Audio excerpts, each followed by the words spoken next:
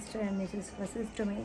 तो शाम के 4:30 हो रहे हैं। तो मम्मी ने चाय आज बना ली, मम्मी ने बनाई है चाय क्योंकि मम्मी कह रही थी गुड़िया को फीड करा दे। और अब मैं साथ साथ में पहले इनके कपड़े प्रेस कर देती हूँ। ये मिस्टर वशिष्ठ के कपड़े हैं जो मैं प्रेस कर रही हूँ। ये गुड़िया को भी सुलाया है, मैं बहुत ज़्यादा परेशान हो रही थी, रो रही थी। Hello, good morning. Good morning बोला। Good morning. और अब सुबह हो गई है, मम्मी ने भोग निकाला है उनका बाबा का।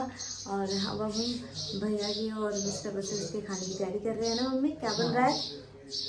छोले की सब्जी है और पूरी बन रही है। पूरी। टिफिन भी ऑलमोस्ट रेडी हो चुका है और दोनों भाई अभी नहा रहे हैं। चलिए अब बाद में दिखाते हैं आगे का पिक। अभी फिलहाल पूरी बना लेते हैं। मम्मी बनाएगी लोग। दोपहर के 12:30 बजे गए हैं। अब अभी थोड़ी छोटी सी कमांड में मम्मी के हाथ में देती हूँ। मम्मी ये लो, बोलो। हेलो। तो अब हम सुबह का तो खाना बना चुके हैं, दोपहर का खाना बनाए हैं। दोपहर के खाने में हम हल्का खाना बना रहे हैं, खिचड़ी वगैरह, क्योंकि हम दोनों की सास बहू की तबीयत खराब है, इसलिए हल्का खाना सही रहेगा। तो खिचड़ी बना रहे हैं। तो सुबह जो खाना बना था वो सबने खा लिया है, पूरे परिवार ने। हमने दोनों सास बहू ने ब्रेकफास्ट कर लिया था। अब थोड़ा सा हल्का हो जाएगा दोपहर के टाइम में। तो क्या बना रहे हैं हल्के खाने में मम्मी, बताओ। खिचड़ी बना रहे हैं। मम्मी तो अभी हल्का सा है ना ये खाना खा रही है क्योंकि मम्मी को भी इन्फेक्शन है। तो मम्मी पहले थोड़ा सा खा लेती है कि मम्मी एक बार मतलब दोपहर को सीधे मतलब फ्री होने के बाद ही खाती है। तो मैं अब खिचड़ी बनाने की तैयारी कर रही हूँ। मम्मी तो कह रही है कि तो पहले एक फुल्की भी खा ले कि मतलब जैसे गुड़िया का भी पेट भर जाएगा। लेकिन देखते हैं, अगर खिचड़ी पहले बन गई तो मैं खिचड़ी खाऊंगी क्योंकि जब रोटी डॉक्टर ने भी फ़िलहाल के लिए बंद कर की हुई है। मैं आपको हमेशा देसी तरीके से खाने की रेसिपी शेयर करती हूँ। और लेकिन इसी बीच हमारे पता है क्या, अगर देसी खाना बना रहे हैं, देसी रेसिपी आपसे शेयर कर रहे हैं तो जाहिर सी बात है देसी तरीके से भी हम रहते हैं। लेकिन हम जब मतलब मम्मी पापा ज़्यादातर यहाँ पर फर्श पे बैठ के खाना खाते हैं, कहते हैं कि बेड पे नहीं बैठना चाहिए। हालांकि मेरे जो पापा हैं, मतलब मेरे पापा पियर वाले पापा, वो भी मना करते हैं बेड पे खाना नहीं खाना चाहिए। लेकिन अब मजबूरी थी, प्रेगनेंसी में बैठ नहीं सकती थी मैं फ़र्श पे। लेकिन आने के बाद मैं फ़र्श पे ही बैठती थी। जब प्रेग्नेंट हुई डन, उसके बाद मैं बेड पे बैठना शुरू कर दिया। मम्मी भी अब देखो, मम्मी फ़र्श पे बैठ के खा रही है खाना। मम्मी इसके पीछे का राज क्या है? इसके पीछे बात यह है कि भोजन हमेशा जमीन पर बैठ के खाना चाहिए। बड़े बुजुर्ग कहते हैं कि भोजन हमेशा नीचे बैठ के ही करना चाहिए। कभी बेड पे, सोफे पे, कुर्सी पे, कभी बैठ के। अनादर कहा जाता है कि अनादर करते हैं हम अन्न का। हाँ, अन्न का अनादर कहा जाता है, यानी कि पाप लगता है। और दूसरी बात, मैं खिचड़ी बनाने की तैयारी कर रही हूँ। मैंने इसमें ऑयल डाल दिया है और ऑयल डालने के बाद मैं जीरा डालूँगी। लेकिन एक चीज़ बता दूँ, एक नया तरीका खिचड़ी बनाने का। आपको पता है जो मेरी मदर इन लॉ है और सिस्टर इन लॉ है, वो मेरे को पूरे जापे में मेरे को बिना छुके हुए, यानी कि बिना ऑयल के मेरे को खिचड़ी दी थी। और मुझे ऐसा लग रहा था कि भाई ये खिचड़ी पता नहीं कैसे ही बनाई होगी। लेकिन मैं एकदम शॉक तब हुई जब मुझे पता चला कि सिर्फ पानी में ही खिचड़ी बन रही है। मैंने कहा पानी मीन्स ये नहीं है कि भाई छोकने के बाद हम पानी तो डालते हैं, लेकिन बिना छुपे हुए, बिना ऑयल के सीधा, जैसे मैंने अभी इसके अंदर खिचड़ी डाली है वॉश करके, सीधा ऐसे पानी के साथ, कोई ऑयल वगैरह नहीं, ऑयल फ्री है ना मम्मी? मम्मी कह रही तू भी ट्राई कर ले। मैंने कहा मम्मी आप तो एक्सपीरियंस हो, मैं तो एक्सपीरियंस्ड नहीं हूँ, मैंने कभी ट्राई नहीं किया। हाँ, अगर कभी ऐसा मौका मिला दोबारा कि बिना ऑयल के, जो मतलब ऑयल फ्री खाना खाना चाहते हैं, तो मैं आप वो भी रेसिपी आपके साथ शेयर ज़रूर करूँगी। और ये भी दिखाऊँगी कि कितना टेस्टी, सच में बहुत टेस्टी खिचड़ी बनी थी। उस टाइम में व्लॉग नहीं शूट करती थी और अभी भी ताज़ा व्लॉग शुरू किया है। तो अब मैं सारी धीरे धीरे जो भी रेसिपी मतलब जो भी खाना वगैरह बनाऊंगी स्पेशल, तो वो मैं आपसे शेयर ज़रूर करूँगी। और मम्मी के भी जो बनाती है देसी तरीके से खाना, वो भी तो मैं आपसे हर बार शेयर करती हूँ। तो मैं अपने लिए और मम्मी के लिए सब्जी बना रही, सॉरी खिचड़ी बना रही हूँ। गुड़िया सो रही है इसलिए थोड़ा रिलैक्स है, लेकिन अब ये नहीं पता कितनी देर में वो उठ सकती है, क्योंकि वो उठेगी तो सीधा वो रोएगी। तो मैं आपसे एक बात शेयर करना चाहती हूँ जो मुझे ऐसा लगा कि शायद ये मेरे साथ में हो रहा होगा। अगर आपके साथ हो रहा होगा तो ज़रूर बताइएगा आप। तो मतलब गुड़िया होने के बाद एक दो चीज़ मेरे अंदर काफ़ी चेंज देखने को मिले।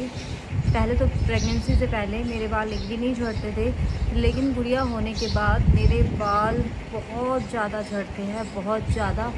अब ये नहीं पता क्यों, कहते हैं कि जब बच्चे थोड़ा मतलब बोलना शुरू करते हैं, बोलना मीन्स ऊ आ करके बात करते हैं, तो ऑटोमेटिक ही बाल झड़ने शुरू हो जाते हैं। अगर ये आपके साथ होता होगा तो ज़रूर बताइएगा। इसका इलाज है तो वो भी बताइएगा, वो मैं ट्राई करूँगी। और दूसरी बात ये है कि एक बच्चा होने से पहले और बच्चा होने के बाद लाइफ बहुत ज़्यादा चेंज हो जाती है। ये शायद आपको पता ही होगा। वो इसलिए शादी से पहले हम अपनी मन मर्जी का कर सकते थे, हम कहीं बाहर भी जा सकते थे। और लेकिन अब गुड़िया होने के बाद जल्दी से हम बाहर नहीं जा सकते हैं, क्योंकि अभी वो छोटी है, ऐसे गर्मी बहुत हो गई है और थोड़ी धूप होती जाती है। ऐसा लगता है कि गुड़िया बीमार ना हो जाए और ये दिक्कत ना हो जाए, क्योंकि आपको बताया था पहले कि गुड़िया पहले जब स्टार्टिंग जब वो हुई थी तो वो 16 डेज़ हॉस्पिटल में थी, NICU में। और तो इसलिए थोड़ा डर सा लगता है। और दूसरी बात ये है कि रात की नींद, दोपहर की नींद, मतलब नींद में भी बहुत ज़्यादा चेंजमेंट हुई है। कभी गुड़िया अगर सोती है तो हम सो सकते हैं, अगर वो नहीं सोती तो नहीं सो पाते हैं। साथ साथ में मम्मी को भी काफ़ी दिक्कत होती है ना मम्मी। गुड़िया होने के बाद आप बताओ कितना, मतलब कितना चेंजमेंट देखने को मिला है आप में, मुझ में और आपके बेटे में।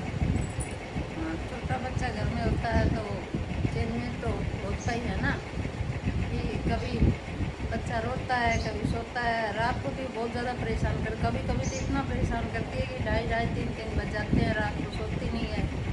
कभी डोली रखी, कभी मैं रखूँ। लेकिन एक बात बताना चाहती हूँ, कहते हैं कि कई ससुराल ऐसे मैंने देखे भी हैं। बाकायदा मैं मीडिया में थी तो न्यूज़ वगैरह भी देखती थी, न्यूज़ में बाकायदा कुछ बोलती भी थी कि ससुराल में कितना अत्याचार भी होता है। कई जगह हैं ऐसा कि बहुओं के साथ बहुत अत्याचार करते हैं, लेकिन टच वुड यहाँ जो मेरा ससुराल है ये बहुत ज़्यादा कोऑपरेटिव है। मेरी मदर इन लॉ की अगर बात करूँ, जैसे कई बार मैं जैसे लेट उठ जाती हूँ, क्योंकि ये भी समझते हैं कि भाई गुड़िया नहीं सो पाती हैं और स्टार्टिंग है, मेरी फर्स्ट बेबी है, तो ये कहती है कोई बात नहीं, समझ जाएगी, जब भी समझना होगा समझ जाएगी, हमें कोई दिक्कत नहीं है।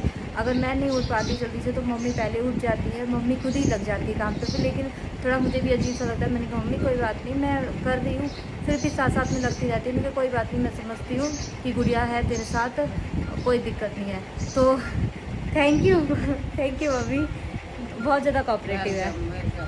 और मेरी प्रेगनेंसी में भी बहुत सपोर्ट किया था इन्होंने। नज़र ना लगे, और फ्री नज़र वाले तेरा मुंह काला के ज़रूर कहूँगी, क्योंकि कहते हैं कि हम एक्सपोज तो कर रहे हैं अपनी बातों को, लेकिन थोड़ा डर सा लगता है नज़र ना लगे, इसलिए कई चीज़ें हम एक्सपोज नहीं करते हैं, शेयर नहीं करते हैं। आज शेयर हैं अरे ना लगन तो मेरी लाग जाएगी। देखा। तो बस ये चेंजमेंट है। और दूसरी बात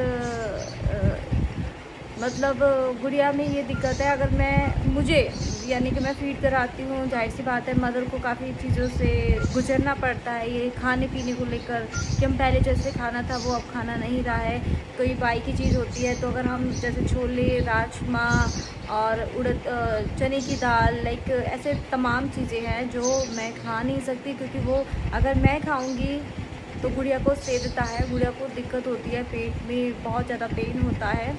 तो और पता जब चलता है वो कंटिन्यू रोती रहती है। मैं भी समझने लगी, मम्मी पहले समझती थी क्योंकि मम्मी को तो पहले से एक्सपीरियंस है। तो मुझे नहीं पता था, धीरे धीरे इन चीज़ों का मुझे भी एक्सपीरियंस होने लगा है ना मम्मी।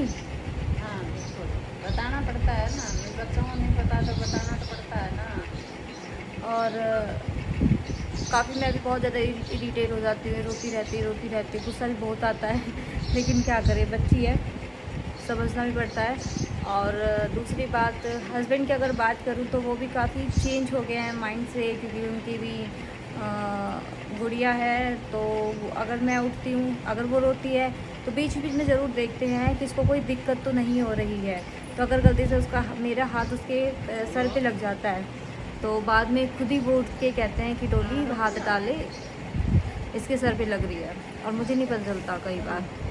तो ये है काफ़ी चीज़ें। और आप बताइएगा कि आपके साथ भी ऐसी कुछ चेंजमेंट हुआ है, तो हुआ है तो प्लीज़ कमेंट करके ज़रूर बताइए। तो आप इस ब्लॉग का यहीं एंड करते हैं, क्योंकि मैं भी अब खाना खाऊंगी, क्योंकि थोड़ी देर में बन जाएगी, गुड़िया भी उठ सकती है, क्योंकि उसका ना थोड़ी छोटी नींद रहती है और बहुत इरिटेट करने लगी है आजकल।